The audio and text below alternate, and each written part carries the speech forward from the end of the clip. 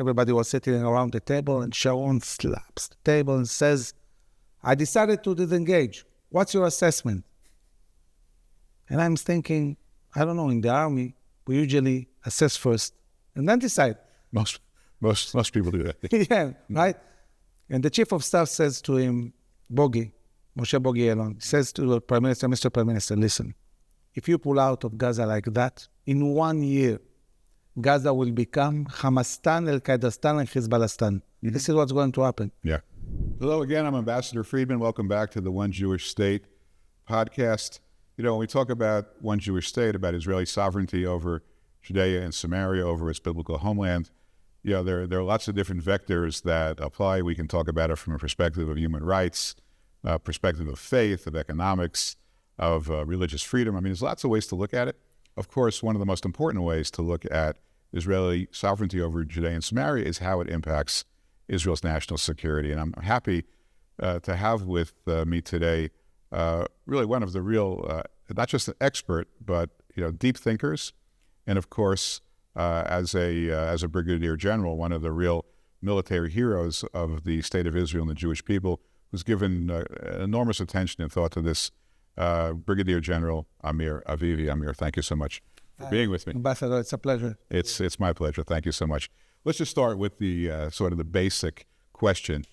I'm advocating that Israel should retain Judea and Samaria forever. Can Israel ever be secure if it gives Judea and Samaria to the Palestinians? Let's just put that on the table and answer that question.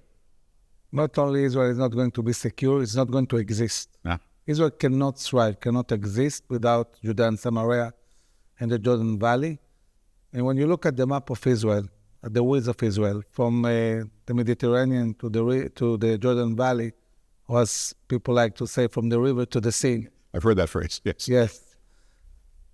It's 45 miles. That's it. It's a city. It's not even a state. It's 45 miles. It's really, really small. And, from this 45 miles, you have 9 miles of shore, where Tel Aviv is and, most of our big cities. 9 miles of Jordan Valley. And the rest is Judea and Samaria.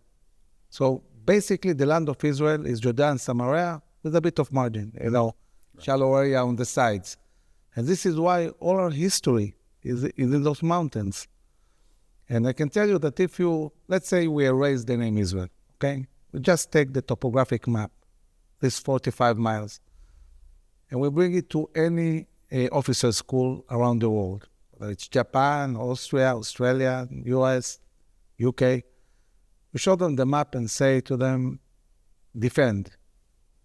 In a minute, 100% will say, if we're not on the mountains, we don't exist. That's it. Right. And this is why all our history is on the mountains. You cannot exist if you are not on the mountains. And the only natural border for a land that is so small is the Jordan Valley. During the Obama administration, there was a lot of pressure put on Israel to agree to a Palestinian state. And they even brought in, I remember, General Allen, who came in with a whole team. And they came up with this idea of, electronics and sensors and fancy GPS components and early warning systems, all designed to enable the Israeli Defense Forces to retreat back to that 9 mile border of the Green Line. Fortunately, Israel didn't agree to it. But does that work? Is that a waste of time? So basically, any discussion anybody ever had about the Israeli-Palestinian conflict, at the end of the day, this discussion is around 3 different options. We tried all of them. We know what works and what doesn't. And I like to talk about this option, so we'll get an understanding. So basically, the first option is separation. We hear all the time politicians and people say, we need to separate from the Palestinians. So, okay, where did we do that? We did that in Gaza. Yeah. How did it work? Devastating. Disaster. Yep. Now think about it. Gaza, really, it's nothing. It's a very small area, shallow, along the sea. This is not the mountains of Judea and Samaria where we defeated empires. It's a very small place. And yet, once we separated, the other side, the Palestinians were able to build endlessly their capabilities. They were connected also to a small part of Egypt, the Philadelphia corridor, which we are all dealing now with. Thank God you went into Rafah and didn't follow the instructions of the Americans. Definitely. You wouldn't have discovered that. Definitely. And you saw how inside Gaza, you saw actually two phenomena. The first one was in Oslo. In Oslo, we basically said, we're not going to retreat from the towns. We didn't pull out from Gaza. We didn't give up Philadelphia. We just did one thing. We handed the Palestinians the cities so they can govern their own cities, and we decided not to operate in them at all. This was Palestinian area. Right. In 94, Gaza was at the Stone Age, literally. We handed them the cities. It took them 7 years to take Gaza from the Stone Age to rocket shooting. The first rockets were shot on Israel in 2001, and this is prior to the disengagement. Right. By 2004, 10 years after Oslo, complete loss of control in the Gaza Strip. When I mean complete loss of control, I mean 10 years before, we could drive with a private car in the middle of Gaza City. 10 years later, you had all brigades, armored brigades, with UAVs, with mortars, with snipers, fighting just at the outskirts of these cities. Where'd they get that money? It's all Iranian money and Qatari money. Everything built in the cities and coming from Egypt in tunnels. Some American money too, I think. Yeah, probably, yes, because there was a lot of money From the going UNRWA. to... Definitely. And we lost control of Gaza before the disengagement. Mm-hmm. And I want to ask, because I just want to stop you for a second, because what I've said, and I'm curious if you comment. I don't have a military background, but what I've observed about Gaza today, with the billions of dollars that have been given to them by the Qataris, by the Iranians, by American and Europeans, they created the greatest home court advantage for ground warfare anywhere in the world. It's probably the hardest place in the world to engage in ground warfare because of the tunnel system that they built. Do you agree with that? yeah, I've said for years that if they dig 1 more meter, it will be like Atlantis. Gaza will disconnect and sink into the sea. They dug everything. Every single house in Gaza goes into tunnels that are all across the Gaza Strip, hundreds and hundreds of miles of tunnels that go all the way to sea level underground, which is very deep. Yeah. It cost billions to build something like that. They invested everything in terror infrastructure. Can you imagine if they would have built a few hotels on the... It could have looked... It's the same Mediterranean as Tel Aviv, right? A couple of $1 billion. They could have had some tourism. It could have been like Singapore, It's one of the most beautiful areas and beaches along the Mediterranean. Yeah, faces west. Sunset. Yeah. Yes, amazing place. But they chose otherwise. And 10 years after Oslo, when we completely lost control, we had to take a decision.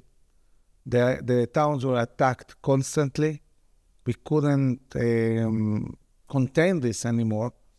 And you had only 2 choices: or conquer back Gaza, Or walk away. or walk away. Yeah. And unfortunately, and I'm saying that unfortunately, Prime Minister Sharon decided to disengage.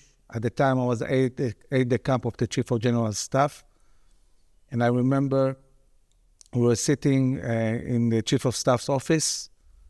Secretary comes in and says, "Open the TV. You need to see this." We opened the TV. And the Chief of Staff hears on TV that the Prime Minister decided to disengage from Gaza. There were no discussions, no assessments, no work around that. It's just the Prime Minister with himself decided he's pulling out, and he announced it. So a week later, we had the cabinet meeting, and I was at the camp. I was sitting in the side. Everybody was sitting around the table, and Sharon slaps the table and says, "I decided to disengage. What's your assessment?" And I'm thinking, I don't know, in the army, we usually assess first and then decide. Most Most people do that. Yeah, right? And the chief of staff says to him, Moshe Bogi Elon, says to the Prime Minister, Mr. Prime Minister, listen, if you pull out of Gaza like that, in 1 year, Gaza will become Hamastan, Al-Qaedastan, and Hezbollahstan. This is what's going to happen. Yeah. And the Prime Minister doesn't say anything. He looks at the head of Shin Bet, Avi Dichter. Says, Avi, what's your assessment?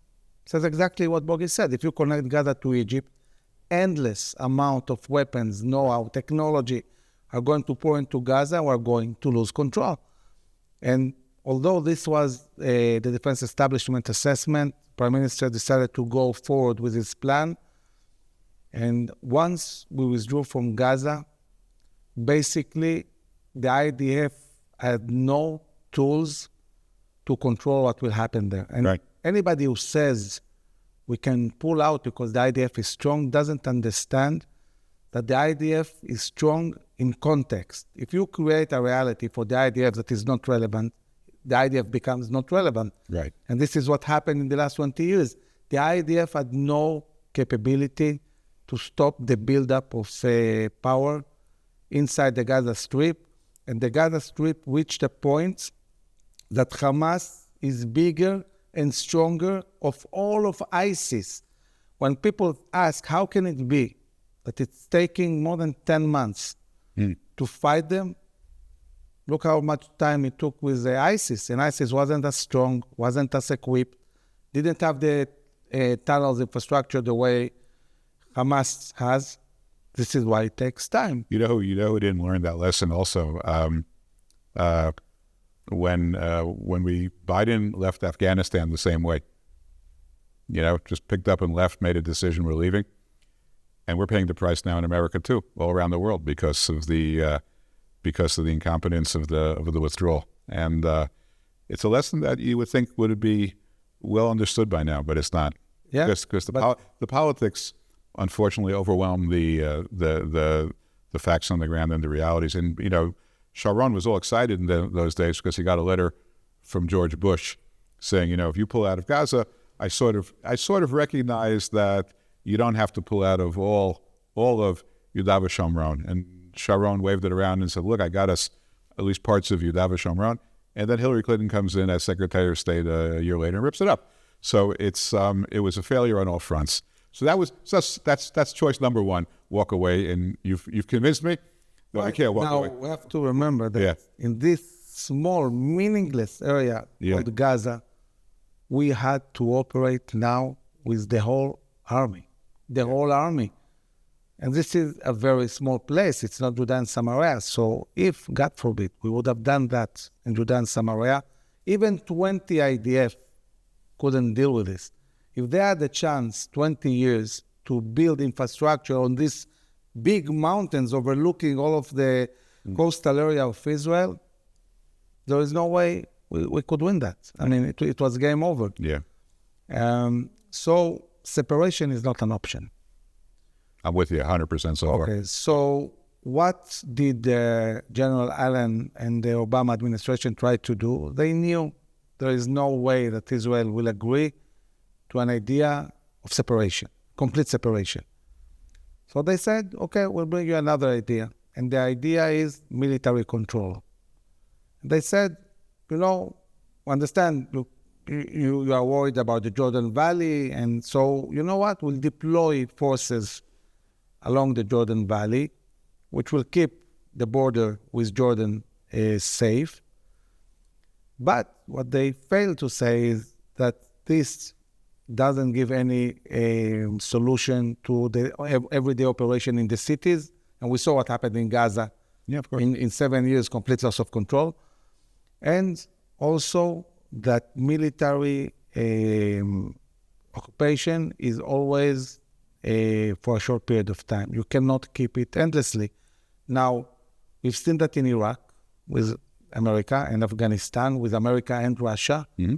And we operated for a long time with an army in South Lebanon. It's amazing to see. It doesn't matter if it's Iraq, Afghanistan, or Lebanon. It doesn't even matter if it's Americans, Russians, or Israelis. It always ends the same. Yep. You will retreat. You won't have internal or international legitimacy over time to have an army in a place that doesn't belong to you.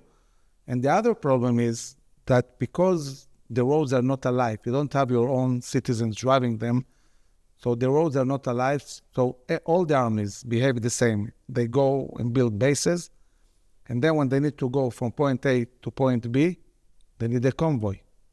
And then they face improvised explosive devices and attacks. I remember the U.S. Dealing with almost 3,000 American soldiers killed just on these convoys in Iraq. Yeah. At a certain point, America decided to build a new organization because of the improvised explosive devices problem.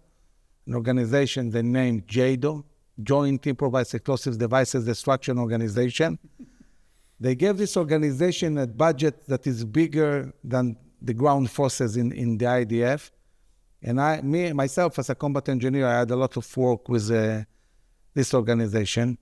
Dealing with these convoys, with roads that are not alive, it's a huge problem. Yeah. And then this is why you have so many casualties that at the end of the day you retreat. It is? So the only viable solution Israel has is having overriding a security responsibility over all of the land of Israel, freedom of operation for the IDF everywhere to foil terror attacks and prevent the buildup of terror entities, armies or terrorists, responsibility over the sky, over the spectrum, over the borders, and then also massive presence of Jews, because what creates security, even before the army, is settling the land. Yep. This is what creates security. And if you're going to, isn't it fair, though, if you're asking Jewish people to settle the land, that it be the land of Israel, that it be land that, Israel asserts its sovereignty over? Because otherwise, the Jewish people that live there, they're playing on different rules. They want to build a house, they have to go to the army. Why should you go to the army to build a house?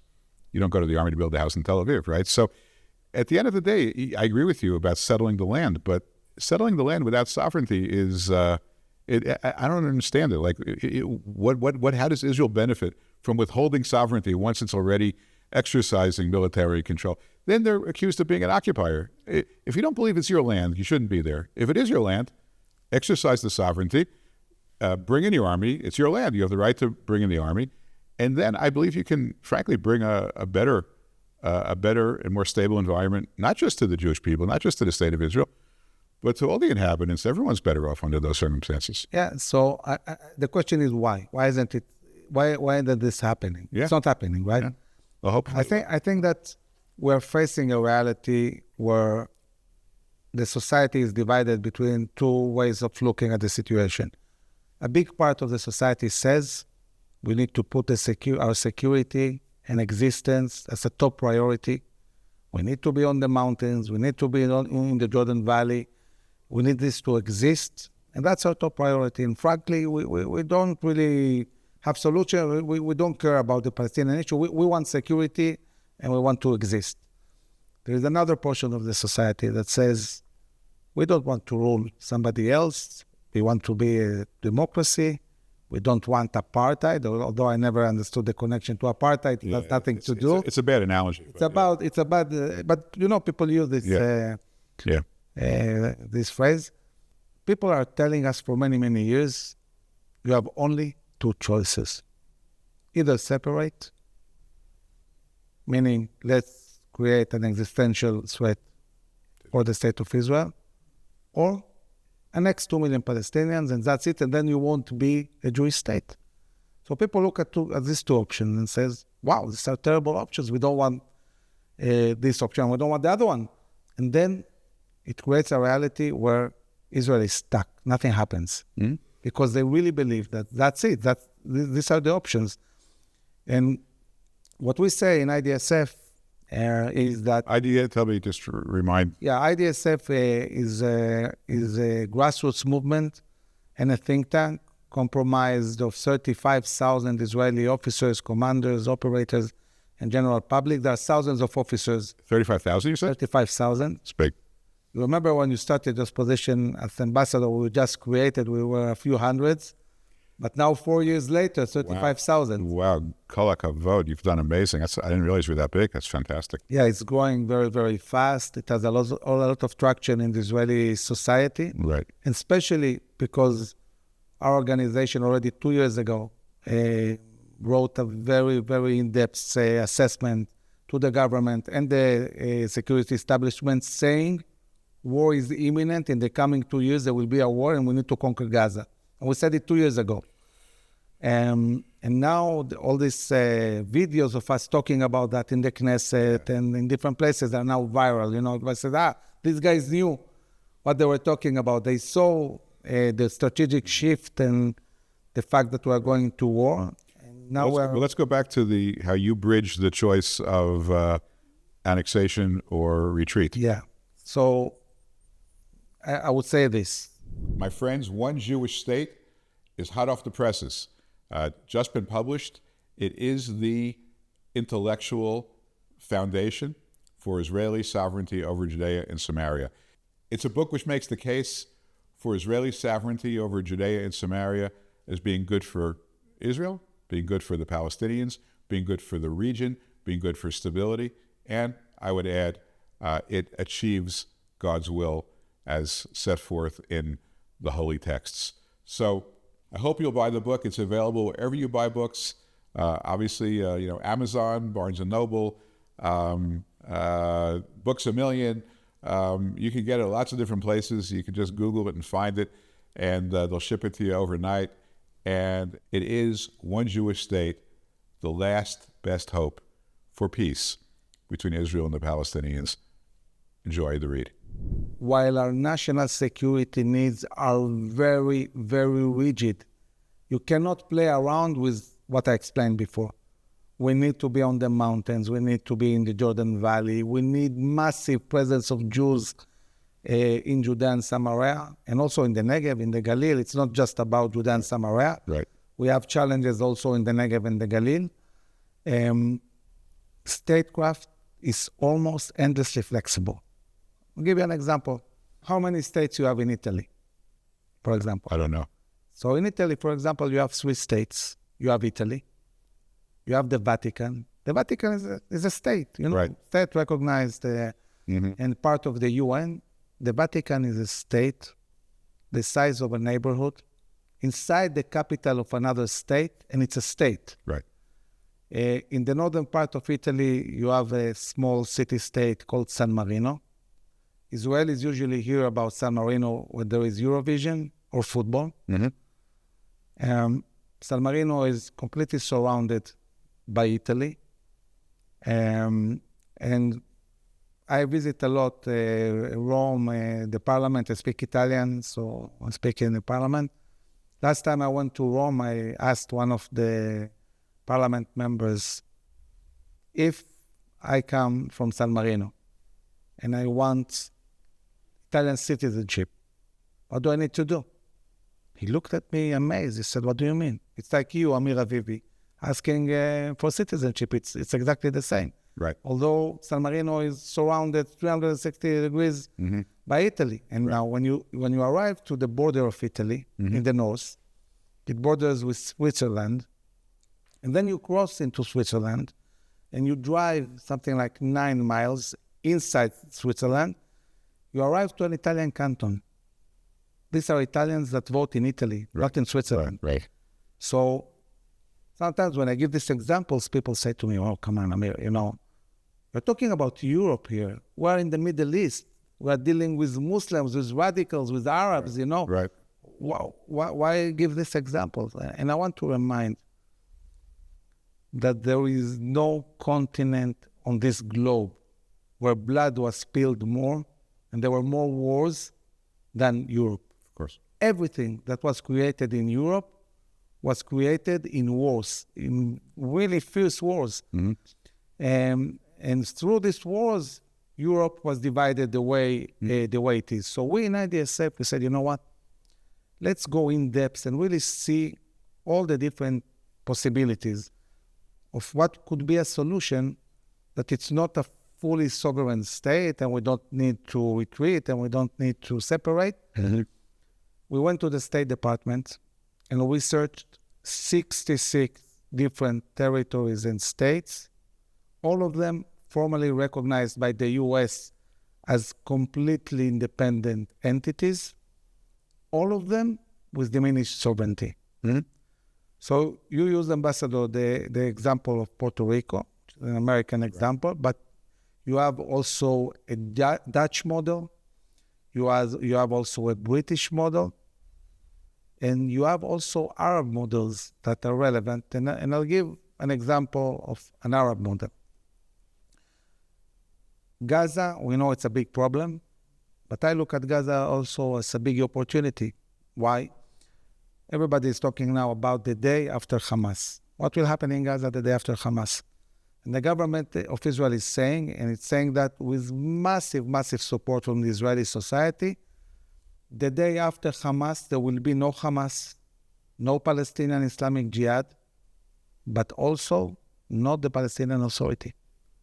Israel is saying there is no way we are going to let the Palestinian Authority govern in Gaza. Right. Okay. No Hamas, no Palestinian Islamic Jihad, no Palestinian Authority. What's the solution?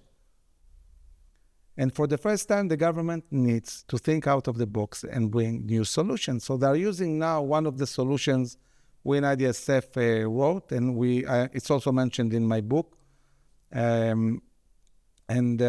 The solution is similar to what we see in the United Emirates, meaning city-states. Singapore is also a city-state, by the way. Right. City-states that are run by local clans. All the cities, in the Arab society are run by clans. Right. Even in Judea and Samaria, the Palestinian cities, Ramallah, Nablus, Hebron, are all run by clans. Some of them you know. You know part of the clans of Hebron, for example, Jabri family. I know them well. Yep. Yeah. Even Israeli Arab cities are run by clans. Sure. And I can tell you that in the first meeting we in IDSF had with Prime Minister Netanyahu 3 years ago, while he was contemplating applying sovereignty,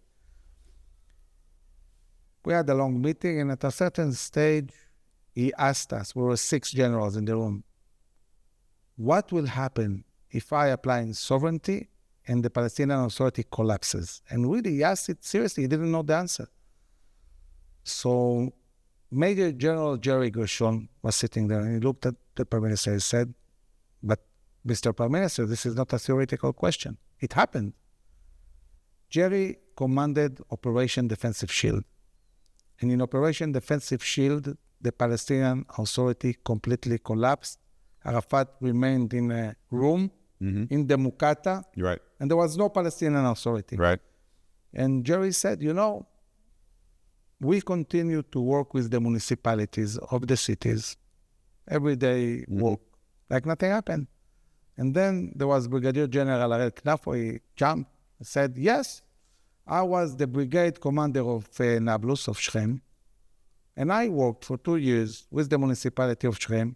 By the way, while Israeli tanks and APCs are operating in the city. Right. But they continue to manage everyday life in the cities, like nothing happened.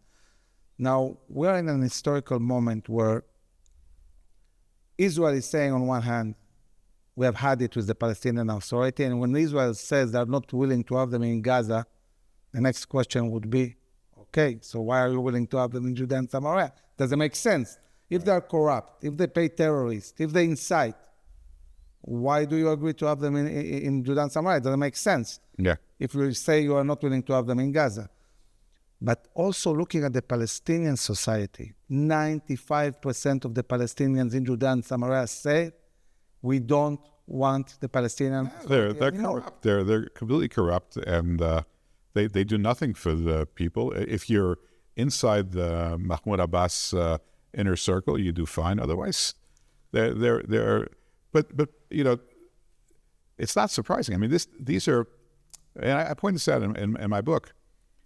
Palestinians have never had a country. They've never really engaged seriously in self-governance. Before Israel was formed in 1948, there was 50 years of, deep thought. What should we look like? What's the model European Parliament, American democracy? What will the banking system look like? How do we run the economy? I mean, there was a real effort to construct the institutions for self-governance. That's not the way they're thinking about it. They're thinking about it, give us power, send us money, we'll put it in our pockets, we'll give it out as little as we have to keep people from killing each other, and that's it. That's the government. Right. And that's their, you point out, look, there has never been a real Palestinian nation or even a movement. I mean, it's not like, Jewish people for 3,000 years yearned to, 2,000 years from the Churban Bayit Sheni, they yearned to be returned to Jerusalem. There's no yearning to be at a particular place. And as you say, they're clannish and there's no cohesion, but mostly there's massive corruption. And so, yeah, I mean, I've observed the same thing. I'll tell you what, when I was the ambassador, we were thinking about this and we decided to do a little test case. So we know that Yvette Lieberman did this in the early 2000s, but we went back, we spoke to some people, and up in the triangle, like Faham and those, Baka al-Garbia, those Arab neighborhoods, we said, guys, you're 100% Arab. Do you want to live in a Jewish state? Or, right now we're rethinking everything. We could take the Green Line and we could redraw it, and you'll be on the other side of the Green Line. And then if there's a Palestinian state, you'll be with is that going to make you happy? No. Of course not. Of course not. Don't ever say that again. So, yeah. Have you ever heard Yeah. about an Israeli Arab that once we established the Palestinian Authority, emigrated to the Palestinian Authority? It's unthinkable. And of course, that'll never happen. Never happened. But that's also part of the, there's a point there, though, which I think is important, that I don't think Israel takes enough credit for and makes the point enough about. Israel, in this very dangerous area, has really empowered its Arab citizens. They've really reached the pinnacle of business, of law, of medicine, of science, of academia, more than proportional representation in all the elite universities. They dominate the pharmacy industry. I mean, I have a dear friend one of the highest ranking business leaders in the country, who's an Arab Muslim. Israel really has you compare that, to when Pearl Harbor was bombed by the Japanese, right? Thousands of miles off the shore of California. And what did the Americans do? I mean, my country, and it's an embarrassment, but what did we do? Anybody that looked Japanese said, out of your home, but they put them in internment camps until the end of World War II, right? Very dark stain on America. But they were afraid. Americans were afraid, from this attack, and that's how they reacted. And while we are in a war now, what does Israel do? Send and risk the soldiers to release a Bedouin today, who has been kept today as a hostage inside a tunnel, and Israeli soldiers went and risked their lives in one of the most impressive and complicated operations the IDF ever did, to release this was a few hours ago. Bedouin and bringing back home, because he's an Israeli citizen, that we take care for every single citizen of Israel. It doesn't get out. It's given Israel's been at war with at least two Arab countries, right? Lebanon and Syria and Iraq, since 1948. It hasn't had a day of peace. And it has 20% of its population is Arab. And if they reacted to this fear like the Americans, they wouldn't let them out of their towns. And yet they're integrated in society. The ones that I know they're actually, many of them are patriotic. Some of my friends have kids in the most elite intelligence units, 8200, others. I mean, it's so different than people understand it to be. And that template, of empowering Arab society who want to live in peace with Israel can be exported into Judea and Samaria. I mean, if we are given the opportunity to control it and to keep it peaceful. And I want to tell you something, because it's you'll find this interesting, but not surprising. I used to go once a month to meet with the Shabak, when I was ambassador, and so I would meet with the head. I don't need to mention his name, but you know who he is. And I met with him, And we talk about different things. And he said to me, I would say to him, what's the greatest threat right now facing Israel? He said, the greatest threat facing Israel is that it will have sovereignty over Judea and Samaria. I said, why? He says, because we can't do it, we can't absorb it, we can't deal with it.